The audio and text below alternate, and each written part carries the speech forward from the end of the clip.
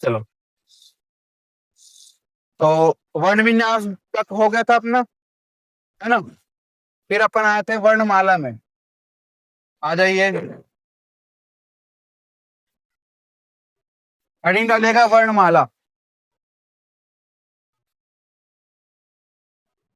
क्या होता है वर्णमाला? हाँ, वर्णों का व्यवस्थित समूह। ठीक है, वर्णों का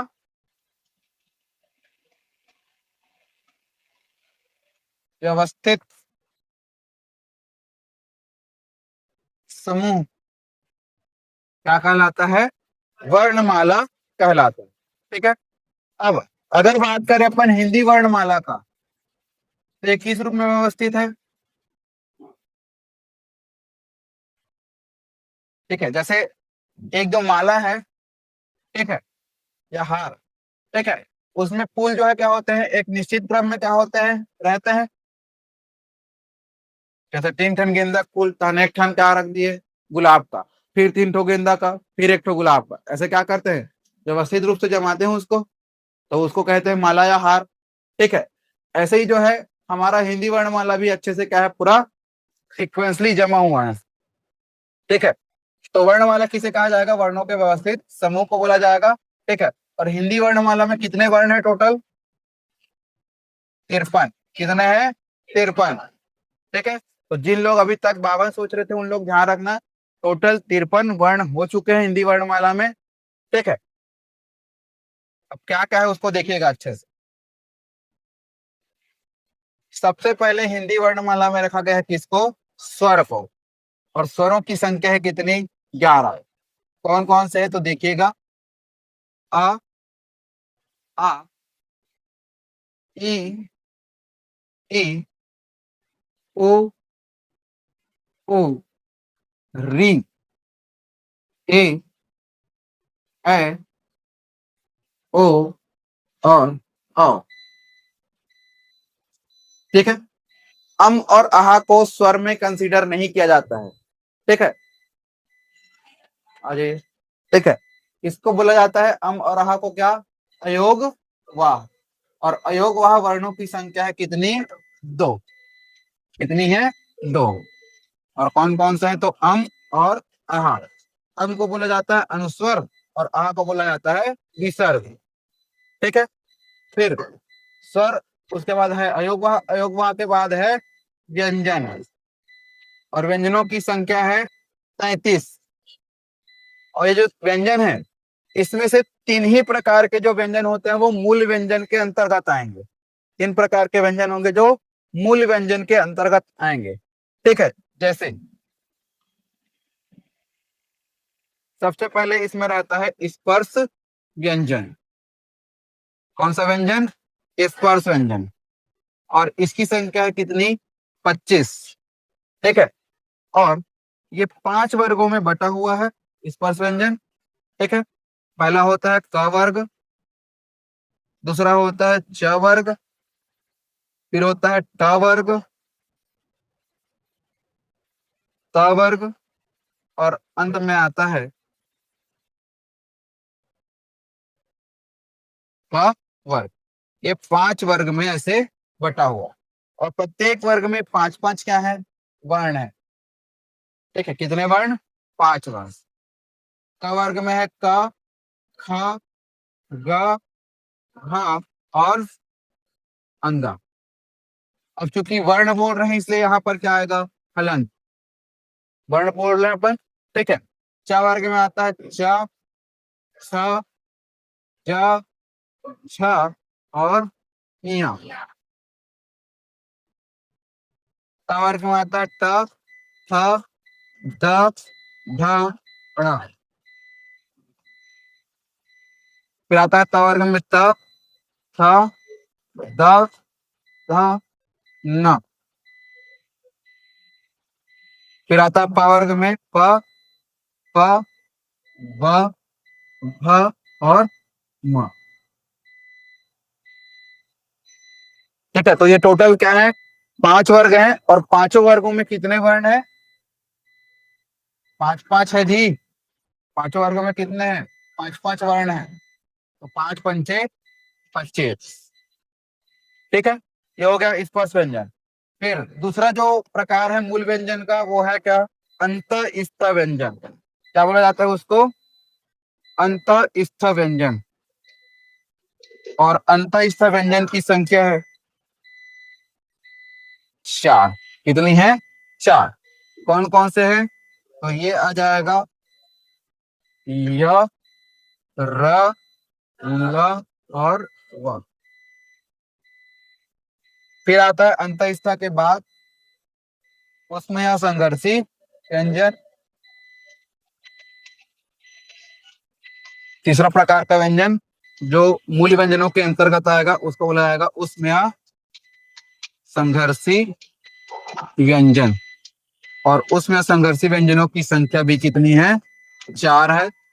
सबसे पहले क्या आता है, कौन सा सा, सरोता का। ये महाशय ने बोला है सरोता का सा। रुको और पूछने दो, आप बताइए कौन सा सा आता है, टक्कर का सा। ठीक है, चलो सबसे पहले क्या आता है, टक्कर का सा। फिर षटकोण का श। फिर सरोता का सा। फिर, ठीक है ध्यान रखेगा, शक्कर का सा पहले, फिर आएगा षटकोण का सा, फिर आएगा सरोते का सा। ठीक है, पूरा अल्फाबेट इंग्लिश का हमको ये सब भूलवा दिए है। ठीक है, एबीसीडी जो है पूरा इसको भूलवा दिया आपने को। ठीक, कई लोग को तो यही नहीं पता, इसको इया बोलते हैं, इसको अंगा बोलते हैं, है ना, तेथे मेथे कर डालते हैं पूरा। ठीक, तो ये जो तीनों प्रकार के जो व्यंजन है यही क्या है, मूल व्यंजन है। और इन्हीं की संख्या जो है मिलाकर के होता है कितना, 33। 25 4 29, 29 4 33। जगह है कि नहीं है? पीछे है सिर्फ। चलो, तो यही टोटल मिलाकर के कितना है, 33 व्यंजन वर्ण है। और 3 प्रकार के व्यंजन ही मूल व्यंजन के अंतर्गत आएंगे। पहला आएगा स्पर्श व्यंजन, दूसरा आएगा अंतःस्थ, और तीसरा आता है उसमें व्यंजन। क्लियर है? ठीक है, बाकी और भी किसी प्रकार का जो है मूल व्यंजनों में शामिल नहीं होगा, क्योंकि अभी आगे आप पढ़ेंगे, एक पढ़ेंगे संयुक्त व्यंजन, ठीक है, एक पढ़ेंगे आप द्विगुण व्यंजन, और एक आप पढ़ेंगे विशिष्ट व्यंजन। तो ये तीनों जो है मूल व्यंजनों के अंतर्गत नहीं आते हैं। ठीक है, चलो, तो ये व्यंजन, इसके बाद आता है संयुक्त व्यंजन। संयुक्त व्यंजन, संयुक्त व्यंजन की संख्या कितनी है, तो 4 है। ठीक है, कौन कौन से हैं, तो क्षमा का छ, त्रिशूल का त्र, ठीक है, ज्ञानी का ज्ञ, और श्रमिक का श्र। ठीक है, फिर आता है द्विगुण, या जिसे कहा जाता है उत्क्षिप्त व्यंजन। किसको रखा गया है, और इसकी संख्या कितनी है, 2। एक खड़ा बड़ा लड़ा, ये वाला आपका अड़ा रहेगा, और एक बढ़ाई वाला कढ़ाई वाला अड़ा रहेगा। ठीक है, ये रहता है। और एक लास्ट रहेगा आपका क्या, विशिष्ट व्यंजन, जिसको अभी 53वें वर्ण के रूप में क्या किया गया है, जोड़ा गया है। ठीक है, 53वां वर्ण है विशिष्ट व्यंजन, जो एक ही है अभी। ठीक है, और इसको कैसे लिखा जाता है, इस तरीके से लिखा जाता है। ठीक है, तो ये पूरा है आपका स्वर व्यंजन, और जितना भी है सब यही है। ठीक है, तो 11 और 2 13, 13 और 33 46, 46 और 4 50, 50 और 2 52, और 1 53। तो टोटल 53 वर्ण है। ठीक है, लिख लीजिए इसी को, पहले लिखो वर्णमाला क्या होता है। वर्णमाला का भी डेफिनेशन पूछा गया है। ठीक है, पूछा गया था कि वर्णमाला किसे कहते हैं, वर्णों के समूह को, वर्णों के व्यवस्थित समूह को, ऐसे करके। तो क्या आएगा, वर्णों का व्यवस्थित समूह कहलाएगा क्या, वर्णमाला। ठीक है, लिखिएगा वर्णों का व्यवस्थित समूह। तो मतलब कौन लिखे गया इसे, है कौन लिखने बोला था, हाँ, वर्णों का व्यवस्थित समूह वर्णमाला कहलाता है।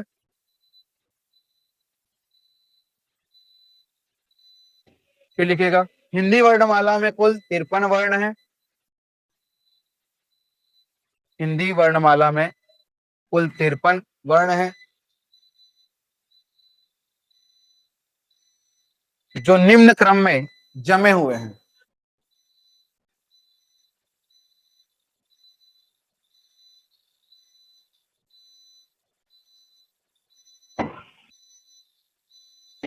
निम्न क्रम में जमे हुए हैं, लिख लीजिए अब इसको।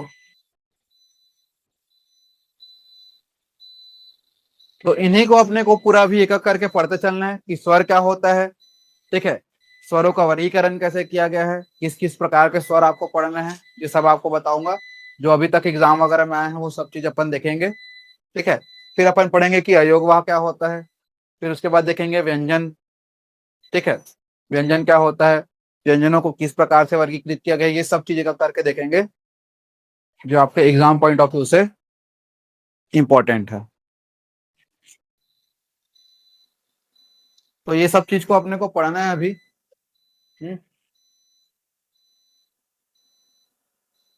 कल बताया था। ठीक है, एक्चुअल में उसका उच्चारण थोड़ा ऐसा टाइप का होता है। ठीक है, जैसे मलयालम, एक्चुअल में मलयालम नहीं बोलते उसको, मलयालम। तो थोड़ा ऐसा टाइप का कुछ साउंड होता है इसका, मलयालम ऐसा करके। ठीक है।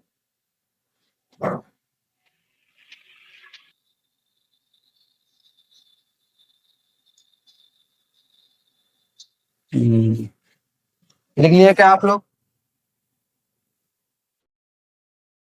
कहीं पर होगा भी शायद, डाउनलोड्स पर तो।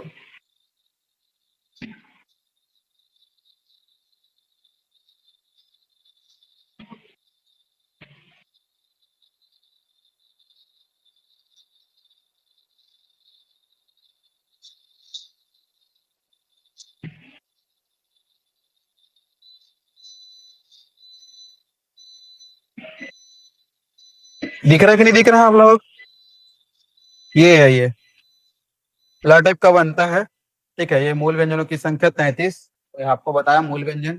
ठीक है, व्यंजनों की कुल संख्या अगर बोलेगा तो 40। ठीक है, और ये तो अभी पढ़ेंगे अपन।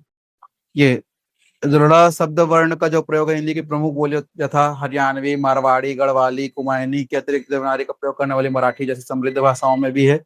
इसके अतिरिक्त देवनागरी और देवनागरी तर लिपियों वाली भारतीय भाषाओं तथा तमिल, तेलुगु, मलयालम, देखो तमिल, ठीक है, मलयालम, कन्नड़ और उड़िया में भी इसका प्रयोग व्यापक रूप से किया जाता है। ठीक है, हम छत्तीसगढ़ी वाले लोग नहीं करते। ठीक है, हम छत्तीसगढ़ के लोग नहीं करते, क्योंकि ये तमिल वगैरह जो है उसमें होता है, जो थोड़ा सा होता है ना उनका टंग ट्विस्ट थोड़ा सा, तो उसमें वो अलग टाइप का ध्वनि निकलता है, ल नहीं निकलता, उन लोग थोड़ा सा अलग बोलते हैं। ठीक है, क्लियर है? हो गया, लिख लिया सभी यहाँ तक? आगे बढ़े? ठीक, चलो। तो ये हो जाएगा आपका हिंदी वर्णमाला। अगला हेडिंग डालिएगा आप, स्वर। हेडिंग डालेंगे आप स्वर। स्वरों के बारे में अपने को पूरा डिटेल से पढ़ना है। स्वर क्या होता है बताइए आप लोग, स्वर किसको बोला जाता है? लिखा जाता है। हाँ, ठीक है, ऐसे वर्ण जिनका उच्चारण बिना किसी अन्य वर्ण की सहायता से किया जाता है उसे कहा जाएगा क्या? स्वर। ठीक है, उच्चारण की बात होती है। ठीक है, बिना किसी अन्य वर्ण की सहायता से उच्चारित किया जाएगा उन वर्णों को बोला जाएगा क्या? स्वर वर्ण। ठीक है, और स्वर वर्णों की संख्या कितनी देखे अपन? 11। कितनी है? 11। क्या क्या है ये भी अपन देख चुके हैं, आ, ई, ई, ओ, ओ, री, ए, ए, ओ और औ। ये टोटल जो है क्या है? 11 स्वर वर्ण है। ठीक है, तो इन्हीं को क्या किया गया है, अलग अलग 5 आधारों पर क्या किया गया है? बांट दिया गया है। ठीक है, अलग अलग 5 आधारों पर इसको क्या किया गया है? वर्गीकृत किया गया है। तो सबसे पहले देखेंगे कि किस आधार पर वर्गीकृत किया गया है। पहले तो सिनॉप्सिस ही बता देता हूं आप लोगों को, ठीक है। इसको ध्यान रखिएगा, इसको साथ ही साथ लिखते चलना। अब लिखना, ठीक है। हाँ, पहला है उच्चारण, सभी लिखेंगे ना। उच्चारण समय या इसी को बोला जाएगा मात्रा के आधार पर स्वर। उच्चारण समय या मात्रा के आधार पर स्वर। इसके आधार पर स्वर के जो है तीन प्रकार होते हैं। कितने प्रकार होते हैं? तीन प्रकार। कौन कौन से होते हैं तो देखिएगा। पहला होता है लघु स्वर, दूसरा होता है दीर्घ स्वर या गुरु स्वर भी बोलते हैं, लघु को ह्रस्व स्वर भी बोलते हैं, ठीक है। और तीसरा होता है प्लुत स्वर। तीसरा क्या होगा? प्लुत स्वर, ठीक है। फिर दूसरा जो इसका वर्गीकरण किया गया स्वर का, वो किया गया है रचना या बनावट के आधार पर स्वर।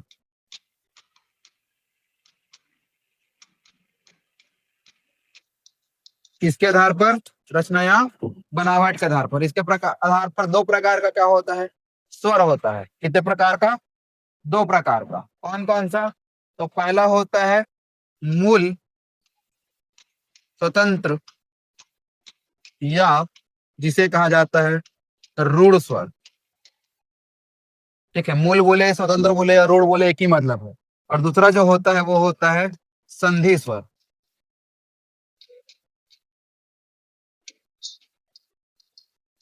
दूसरा होता है संधि स्वर, ठीक है। ठीक।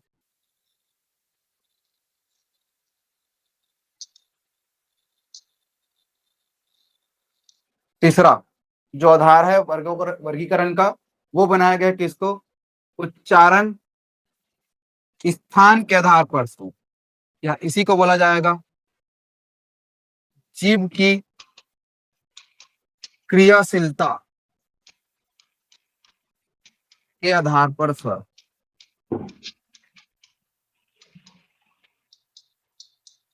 इसके आधार पर स्वर के आप पढ़ेंगे तीन तीन प्रकार के स्वर।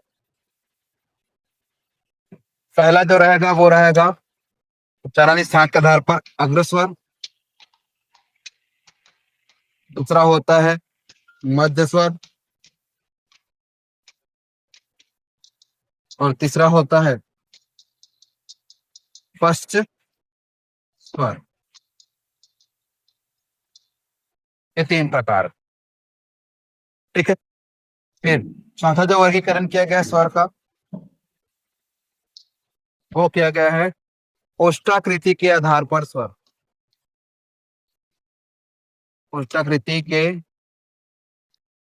आधार पर स्वर।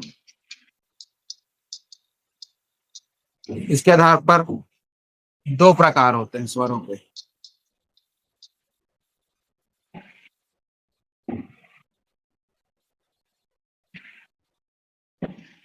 कौन कौन से? तो ये होते हैं, पहला होता है वृत्तमुखी स्वर, और दूसरा होता है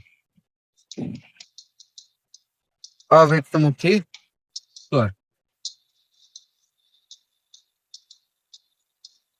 ठीक है। लिख लिए ऊपर, यहां तक हो चुका है। अब लास्ट वर्गीकरण किया गया स्वरों का, वो किया गया है मुखाकृति या मुख के खुलने के आधार पर स्वर।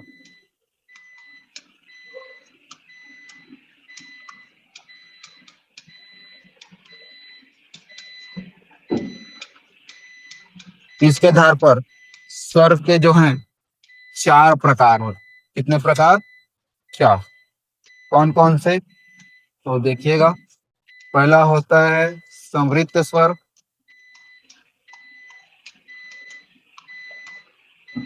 दूसरा होता है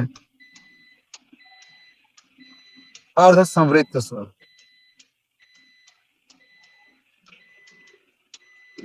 तीसरा होता है अर्ध विवृत्त स्वर। और चौथा होगा विवृत स्वर।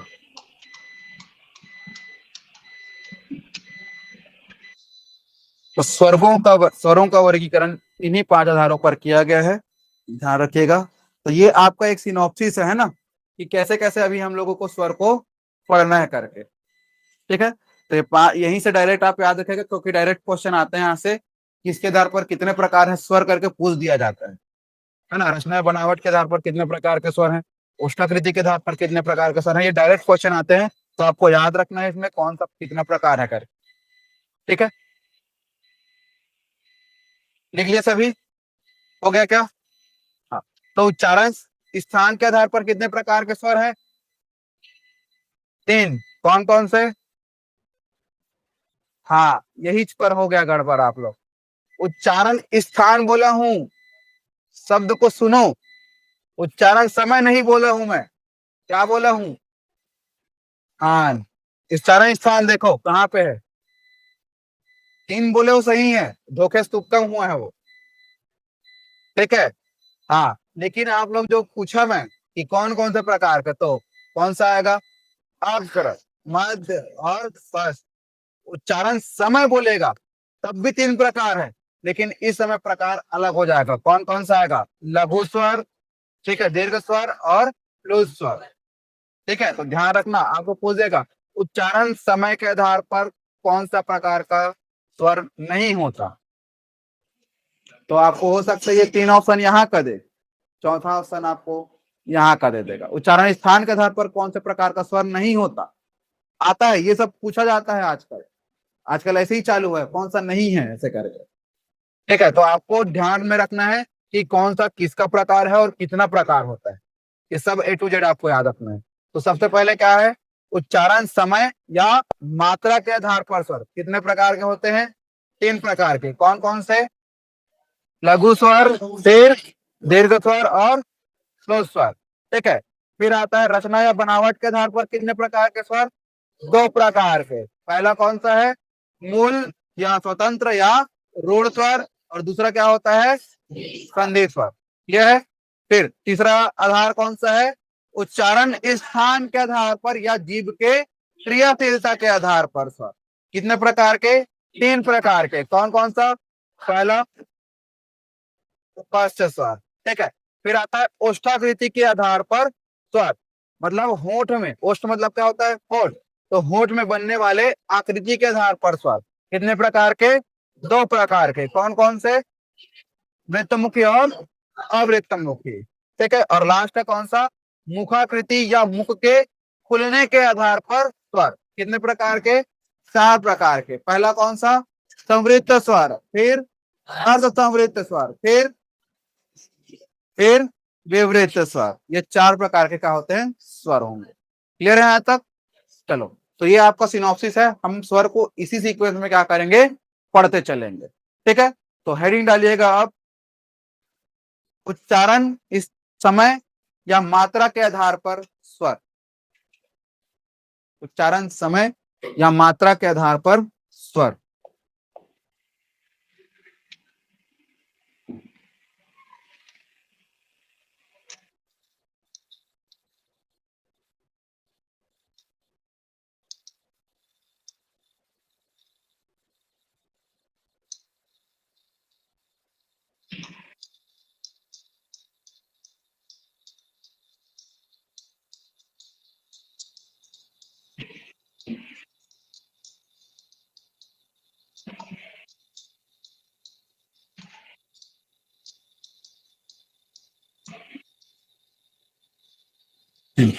तो पहला होता है, पहले इधर देखिएगा, उसके बाद एक चीज आपको लिखाऊंगा।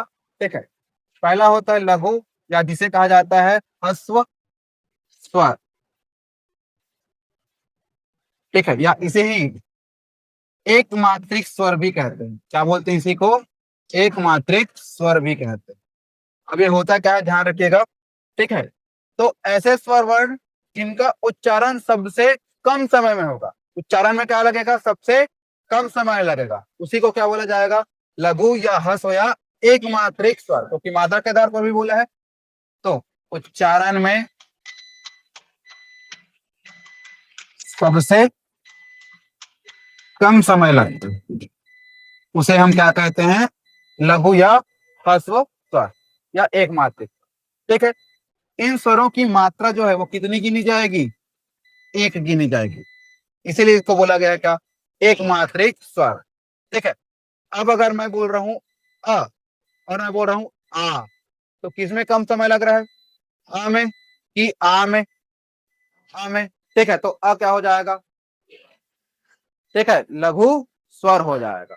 ठीक है, तो अ, ई, उ और री, ये चारों वर्ण क्या होंगे, ठीक है, लघु या ह्रस्व स्वर कहलाएंगे और इनकी मात्रा कितनी गिनी जाएगी, एक गिनी जाएगी।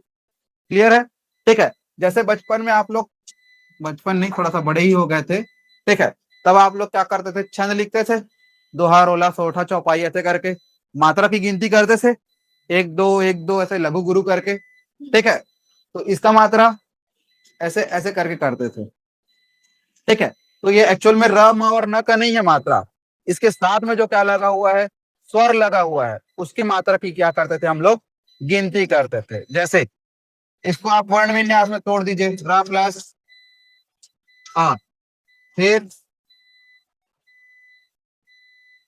म प्लस आ और न प्लस आ, और आ का मात्रा कितना गिना जा रहा है, इन्हीं का ही मात्रा है वो, एक एक जो आप गिनते हैं ना, ये व्यंजनों का मात्रा नहीं है, वो किसका मात्रा गिना जाता है, स्वर का मात्रा गिना जाता है। क्लियर है। ठीक है, जैसे अगर मैं वो लिख दूं अपना नाम किशन, तो कैसे ये होगा, वन विन्यास में का प्लस कौन सी है, छोटी, फिर सा प्लस आ, फिर ना प्लस आ।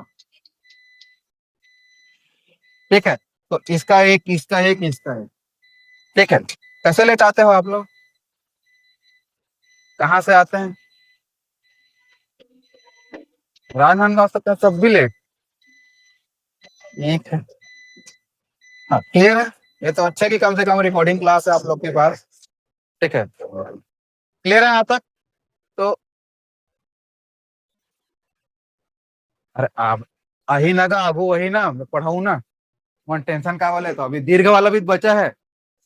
ठीक है, क्लियर है यहाँ तक, अभी एक एक तो पहले पढ़ते चलेंगे भाई सीक्वेंस से। ठीक है, तो ये एक एक मात्रा गिना जा रहा है, किसका किसका एक एक मात्रा गिना जाएगा, अ का, ई का, उ का और रे का। अगर मैं बोलूंगा कृष्ण, तो ये जो क्री का के साथ क्या का मात्रा लगा है, तो एक और ये एक, ऐसे ऐसे गिना। ठीक है, क्लियर है, ये रहता है।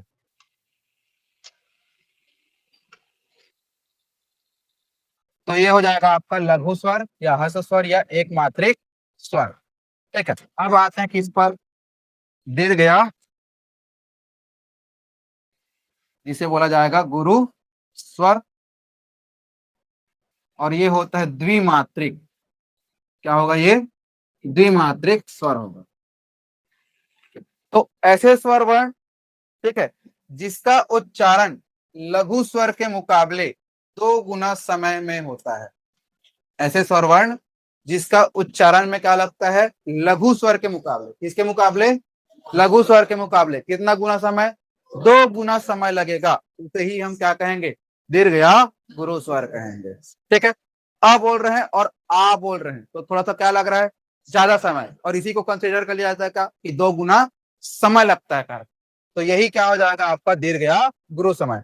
ई, ई, एक्चुअल में जब मंत्रोच्चारण किया जाता है ना, धियो यो नः प्रचोदयात् ऐसे करके, तो उसमें एक्चुअल में ये होता है काउंट। ठीक है, तो दीर्घ स्वर किसे कहा जाएगा या गुरु स्वर किसे कहा जाएगा, ठीक है, लघु स्वर के मुकाबले जिन स्वर वर्णों के उच्चारण में 2 गुना समय लगता है, किसके मुकाबले, लघु स्वर के मुकाबले कितना गुना समय, तो 2 गुना समय लगेगा, उसे कहा जाएगा दीर्घ या गुरु स्वर। ठीक है, और इन स्वर वर्णों की इनकी मात्रा कितनी गिनी जाएगी, 2 गिना जाएगा। ठीक है, क्योंकि 2 गुना समय लग रहा है, तो इसका एक गिन रहे थे, तो इसका एक का 2 गुना कितना हो जाएगा, 2 आएगा। ठीक है, मात्रा इसका एक गिन रहे हैं और एक सबसे कम समय में उच्चारित हो रहा है, अब जब 2 गुना समय में उच्चारित हो रहा है, ठीक है, तो मात्रा को भी क्या करेंगे, मल्टीप्लाई करेंगे 2। ठीक है, तो मात्रा कितना हो जाएगा इसका टोटल, 2। क्लियर है यहाँ तक? अब इन स्वर वर्णों की संख्या कितनी है? 7 है। आ, ई, उ, ए, ओ और औ। ये जो है क्या है? 7 स्वर है जिनकी मात्रा कितनी गिनी जाएगी? 2 गिनी जाएगी। और 7 कहां गिनेंगे? 2। ठीक है, और इन्हें क्या कहा जाता है? दीर्घ या गुरु स्वर, क्योंकि इनके उच्चारण में लघु स्वर के मुकाबले क्या लगता है? 2 गुना समय लगता है। क्लियर है? ठीक है, अब जैसे आप बोल रहे थे, ठीक है, अब चलो किशन तो नहीं, लेकिन राधा के उससे ले लेते हैं। ठीक है, इसमें तोड़ेंगे इसको अपन, तो रा प्लस आ और धा प्लस आ, और आ का मात्रा कितना गिनेंगे बोल रहा हूं? तो इसका ऐसे करते थे आप लोग ऐसे। ठीक है, तो इसका मात्रा कितना गिना जाएगा? 2, 2 4 हो जाएगा। क्लियर हुआ? ठीक, ये रहता है इसमें।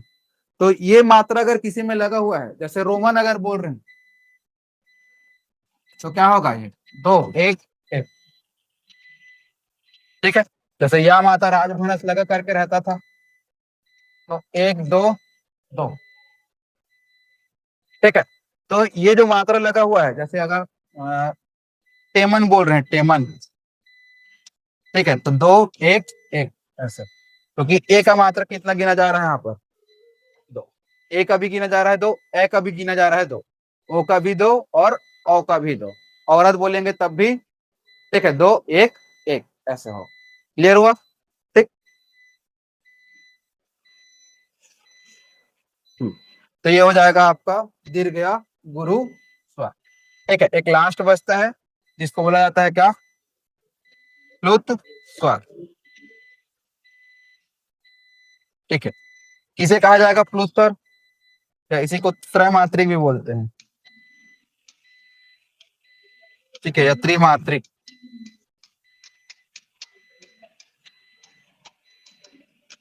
ठीक है, ऐसे स्वर वर्ण जिसके उच्चारण में लघु स्वर के मुकाबले क्या लगेगा? 3 गुना समय लगेगा। ठीक है, कितने गुना समय? 3 गुना समय लगेगा। किसके मुकाबले? लघु स्वर के मुकाबले। उसे ही क्या कहा जाएगा? प्लुत स्वर या त्रिमात्रिक स्वर कहा जाएगा। और इसका मात्रा कितना गिना जाएगा? 3। मात्रा कितना गिना जाएगा? 3। ठीक है, और टोटल स्वर होते हैं कितने? 11। 4 इसमें आ गया, 7 इसमें आ गया, तो 7 4 11 हो गया। तो ऐसा कौन सा स्वर बच गया जिसका प्लुत स्वर में लिया जाएगा? बताओ। विसर्ग को लेंगे। ठीक है, एक्चुअल में यही जो है ना स्वर 11 ठो, इसी का जब लंबे समय तक उच्चारण करेंगे तब वही क्या बन जाता है? प्लुत स्वर। चित्रहार या रंगोली देखे हो कभी?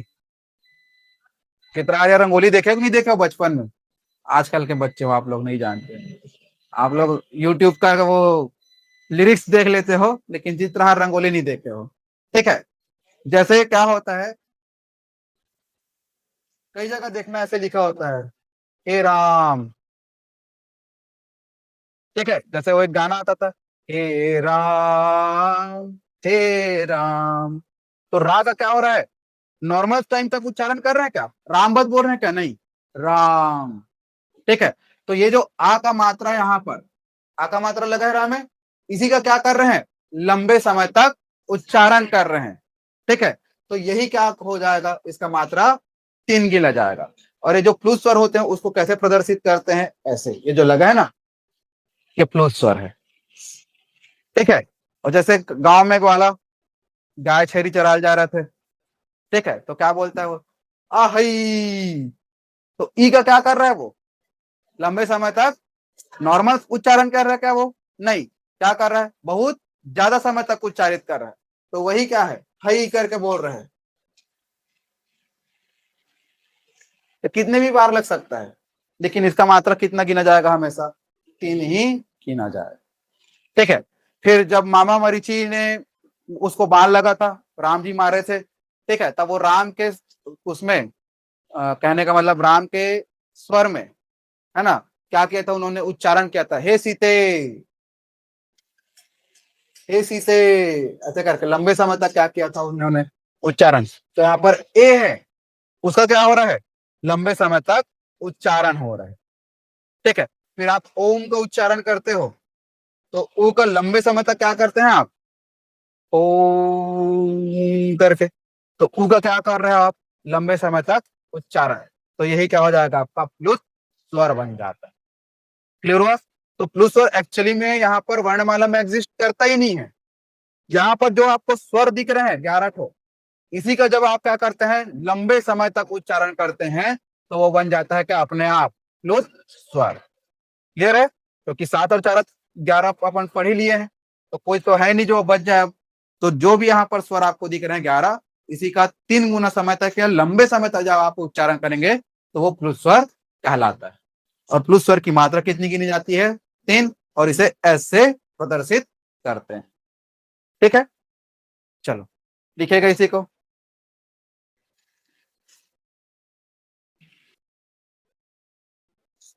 लघु या हस्व स्वर, लघु या हस्व स्वर, या इसी को बोला जाएगा एक मात्रिक स्वर।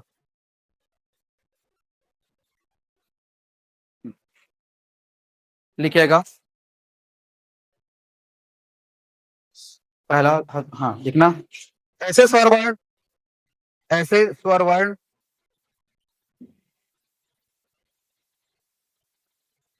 जिसके उच्चारण में सबसे कम समय लगता है, ऐसे स्वर वर्ण जिसके उच्चारण में सबसे कम समय लगता है,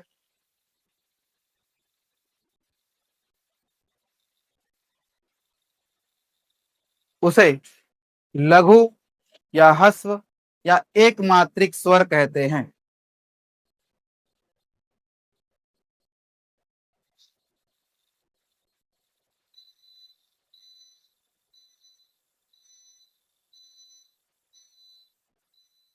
हो गया, ठीक है।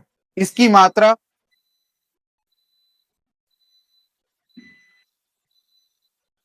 पॉइंट टू पॉइंट लिखा करिए, एक साथ ऐसा पैराग्राफ मत लिखिए, पॉइंट टू पॉइंट लिखो। इसकी मात्रा एक गिनी जाती है,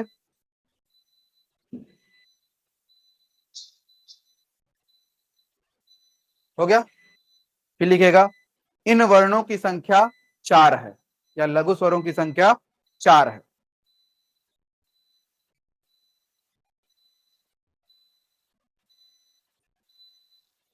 हो गया, लिख लीजिए कौन कौन से हैं, अ ई उ और री।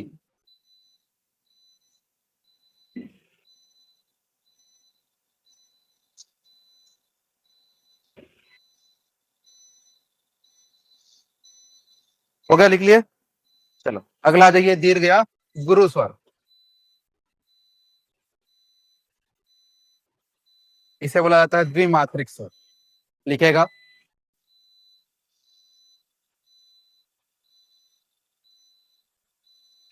लिखना, ऐसे स्वर वर्ण जिसके उच्चारण में, ऐसे स्वर वर्ण जिसके उच्चारण में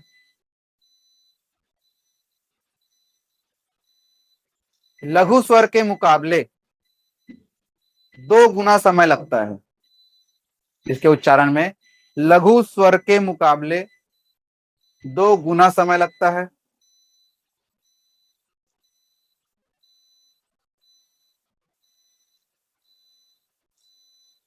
उसे दीर्घ, गुरु या द्विमात्रिक स्वर कहते हैं।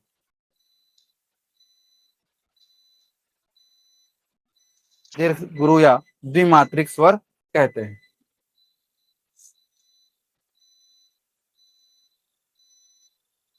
फिर लिखिएगा इसकी मात्रा 2 गिनी जाती है,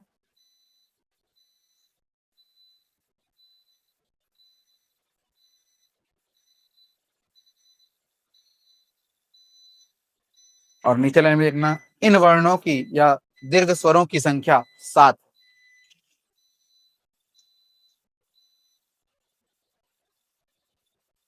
दीर्घ स्वरों की संख्या 7 है। लिख लीजिए कौन कौन से हैं, तो बड़ा आ, बड़ी ई, बड़ा ऊ, ए ओ औ।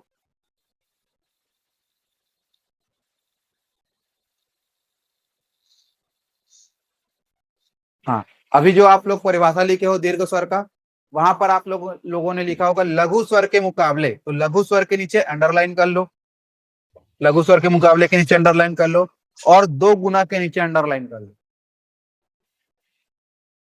ठीक है, चलो अगला आ जाइए आप, लास्ट प्लुत स्वर।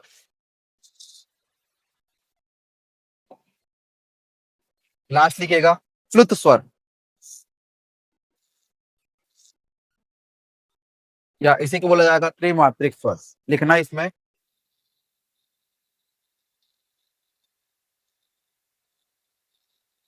जिन स्वरों के उच्चारण में,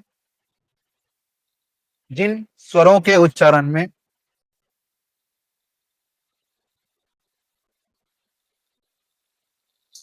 लघु स्वर के मुकाबले 3 गुना समय लगता है,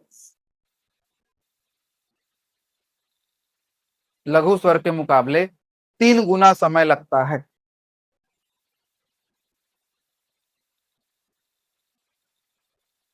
उसे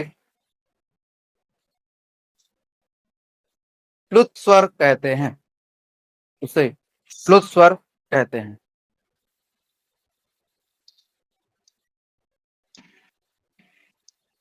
इसे एस से प्रदर्शित करते हैं, ऐसे, इस टाइप से ना, इसे ऐसे प्रदर्शित करते हैं, और इसकी मात्रा 3 गिनी जाती है।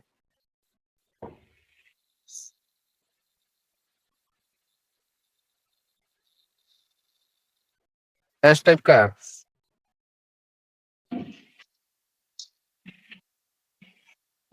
ऐसे टाइप का होता है। चलो, इसकी मात्रा 3 गिनी जाती है। हो गया यहाँ तक? चलो, तो ये हो जाएगा आपका उच्चारण। हाँ, कुछ बोलेगा? क्या चीज? ओदत लिखा है तो लिखो न, तो भाई ओदत लिखा है, वो उदाहरण को नहीं पूछेगा वो, बस वो पूछेगा कि कितना गुना समय लगता है, किसके मुकाबले लगता है, उदाहरण को नहीं पूछता, इसलिए नहीं लिखा रहा हूँ आपको उदाहरण। ठीक है, ए दही ऐसे करके भी लिख सकते हो, है ना, जोर से जब लगता है तो ए दही ऐसे करके, हाँ वो भी आ सकता है भाई। हो गया, चलो, तो ये हो जाएगा उच्चारण, समय या मात्रा के आधार पर स्वर। ठीक है, अगला लिखिएगा रचना या बनावट के आधार पर स्वर।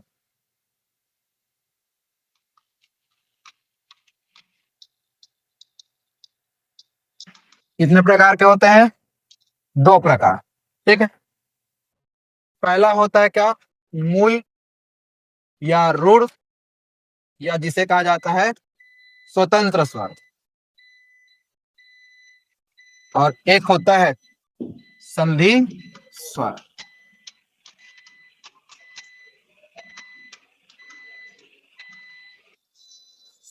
ये 2 प्रकार का होता है। मूल, स्वतंत्र या रूढ़ स्वर किसे कहा जाता है, ध्यान दीजिएगा।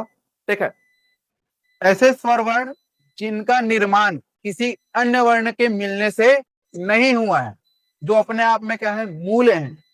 ठीक है, उन्हें क्या कहा जाएगा, मूल या स्वतंत्र या रूढ़ स्वर। ठीक है, जिन स्वर वर्णों का निर्माण किसी अन्य स्वर वर्ण के मेल से नहीं हुआ है, ठीक है, वो कहलाएगा मूल या स्वतंत्र या रूढ़ स्वर।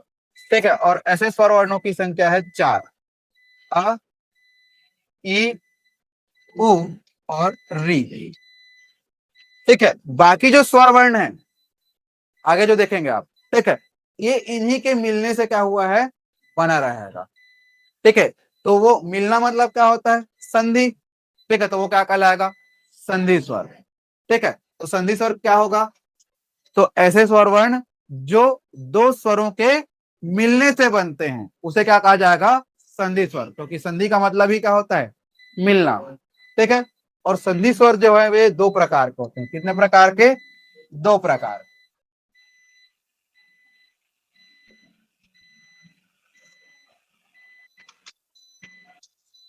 एक होता है उत्पन्न, या जिसे कहा जाता है दीर्घ स्वर। उत्पन्न क्या बोलेंगे, दीर्घ स्वर, और एक होता है व्युत्पन्न, या जिसे कहा जाता है संयुक्त स्वर। अब ये होता क्या है, ध्यान दीजिएगा। बचपन में आप लोग विज्ञान पढ़े थे, ठीक है, बचपन में ही पढ़े थे, अब तो मन नहीं करता, ठीक है। हाँ, बचपन में आप लोग पढ़े थे विज्ञान, ठीक है। तो उस समय आप लोगों ने पढ़ा था यौगिक और मिश्रण, पढ़े थे। यौगिक किसको बोलते थे और मिश्रण किसको बोलते थे? यौगिक उनको कहा जाता था जिसमें समान एलिमेंट क्या होंगे, आपस में मिलेंगे, ठीक है, एक जैसे तत्व आपस में मिलते हैं, तो वो कहलाएगा क्या, यौगिक, ठीक है। सेम चीज है क्या आपका उत्पन्न, मतलब एक समान, मतलब सजाती स्वर वर्ण आपस में मिलेंगे। सजाती मतलब होता है एक जैसे दिखने वाले, स्वर वर्ण जब आपस में मिलेंगे तो उनके मिलने से जो नया स्वर वर्ण बनेगा वो क्या कहलाएगा, उत्पन्न या दीर्घ स्वर, ठीक है। फिर मिश्रण किसको बोलते हैं, ठीक है, मिश्रण किसको बोलते हैं, इसमें अलग अलग प्रकार के तत्व क्या होंगे, आपस में मिलेंगे, तो ये कहलाएगा आपका क्या, ठीक है, मिश्रण। ऐसे ही है क्या व्युत्पन्न स्वर भी, ठीक है। व्युत्पन्न स्वर में क्या होगा, जब विजाती स्वर वर्ण, विजाती मतलब हो जाएगा अब अलग अलग दिखने वाले, अलग अलग दिखने वाले जब स्वर वर्ण आपस में क्या होंगे, मिलेंगे, तो उनके मिलने से जो नया स्वर वर्ण बनेगा वो क्या कहलाएगा, व्युत्पन्न या संयुक्त स्वर। क्लियर हुआ? जैसे अब बोल रहे हैं सजाती, सजाती स्वर वर्ण मतलब यहाँ पर एक जैसे दिखने वाले, तो जब आ के साथ आ मिलता है, ये दोनों एक जैसे दिख रहे हैं, तो क्या बनेगा, आ। ई के साथ ई मिलेगा तो क्या हो जाएगा, बड़ी ई। फिर ऊ के साथ ऊ मिलेगा तो क्या बन जाएगा, ये बड़ा। तो एक जैसे दिख रहे हैं और ये आपस में मिल रहे हैं, तो क्या हो रहा है, उत्पन्न या दीर्घ स्वर का निर्माण। तो आ, ई, उ, ये तीनों क्या है, उत्पन्न या दीर्घ स्वर है। क्यों? क्योंकि ये जो है सजाती स्वर वर्ण, सजाती मतलब क्या बताया, एक जैसे दिखने वाले, दिख रहा है एक जैसे, ठीक है, तो इनके मिलने से बन रहा है जो स्वर वर्ण वो कहलाएगा उत्पन्न या दीर्घ स्वर, ठीक है। फिर आता है उत्पन्न दीर्घ स्वर। अब इसमें क्या होगा, विजाती स्वर वर्ण आपस में मिलेगा, विजाती मतलब अलग अलग दिखने वाले, ठीक है। तो ये जो आ रहेगा ये एकदम ढीठ आदमी रहेगा, ठीक है, लद्दी, हटूंगा ही नहीं बोलेगा, मैं जहां पे हूं वहीं पर रहूंगा कर। तो ये जो ई है और ये जो ऊ है क्या करते हैं, एक के बाद एक आके पीछे जाएंगे, ठीक है। तो आ के पीछे जब आता है क्या, ई, तो आ और ई के मिलने से बनता है क्या, ए, ठीक है। और आ के पीछे आता है क्या, उ, तो इन दोनों के मिलने से बनता है ओ, ठीक है। अब ये जो ए और ओ है ये जलनाहा किस्म के हैं, ठीक है, जलनाहा प्रवृत्ति वाले हैं। इन लोग बोलेंगे आप तीनों लोग अपने अपने बड़े भाई लोग को लेकर के आए हो, बड़ा बड़ी और बड़ा वो आया है, ठीक है, हमको क्या मिला, ठीक है। तो ये बोलता है एक काम करो मेरे पीछे आओ, मैं तुम में वृद्धि कर देता हूँ करके, ठीक है। तो क्या होगा, आके पीछे कौन आएगा, ए, आके पीछे कौन आएगा, ए, यही लोग डिमांड कर रहे थे। तो अ और ए के मिलने से बनता है क्या, ए, हो गया वृद्धि। और ओ भी डिमांड कर रहा था, तो अ के पीछे आएगा क्या, ओ, तो क्या हो जाएगा ये, ओ, तो इसमें भी क्या हो गया, वृद्धि हो गया, ठीक है। तो ये कहलाएगा आपका दीर्घ स्वर संधि, इसी को ही आप पढ़ेंगे दीर्घ स्वर संधि में, ठीक है। ये अलग अलग मिलेंगे तो गुण का क्या होता है, आदान प्रदान, तो ये क्या है, गुण स्वर संधि। अब इन लोग क्या मांग कर रहे थे, वृद्धि किया जाए, तो ये क्या हो जाएगा आपका वृद्धि स्वर संधि, उसी का ही नियम है, ठीक है। तो एक एकदम सीक्वेंस में ये तीनों, ठीक है, इन लोग दोनों लोग दोनों एक जैसे मिलेंगे तो इनका बड़ा रूप आएगा, तो ये क्या आएगा, क्या, दीर्घ स्वर संधि, ठीक है, ये हो जाएगा आपका दीर्घ स्वर संधि, ठीक है। फिर यहाँ पर क्या हो रहा है, आज जैसा है वही पर रहेगा, ये कहीं जाएगा नहीं। आगे बात तो आ चुका है, एक बार कौन आएगा, एक बार ई आएगा और एक बार ऊ आएगा। तो जब आ के बाद ई आया तो ये बन गया क्या, ए, और आ के बाद जब ऊ आया तो ये बन गया ओ। अब इन लोग जलनाहा लोग क्या बोले कि हमारे रूप में क्या करो, वृद्धि करो, ठीक है। तो अब बोलेगा मेरे पीछे आओ, फॉलो मी, ठीक है, तो फॉलो करवा दिया उसने। और अ के बाद क्या आया एक बार ए, क्योंकि वही मांग कर रहा था, तो क्या बन गया ए। और अ के पीछे आया क्या एक बार ओ, तो क्या बन जाएगा औ। तो ये जो है आपके संधि स्वर है, संधि हो रहा है, दिख रहा है, ठीक है। और उत्पन्न और व्युत्पन्न आपको बता ही दिया, ठीक है। जब एक जैसे स्वर वर्ण मिलेंगे तो हो जाएगा उत्पन्न स्वर, और अलग अलग प्रकार के स्वर वर्ण मिलेंगे तो वो बन जाएगा व्युत्पन्न स्वर। क्लियर है, ठीक है। तो इसको मैं आपको कल लिखाऊंगा क्योंकि समय हो चुका है, ठीक है। आप लोग इसको लिख ले रहा हो, ऐसे ही बांट के लिख ले रहा हो, कल मैं आपको इसका डेफिनेशन वगैरह पूरा लिखा दूंगा। क्लियर है यहाँ तक, ठीक है। चलो, तो मिलते हैं आप सभी से कल, तब तक के लिए सभी को धन्यवाद।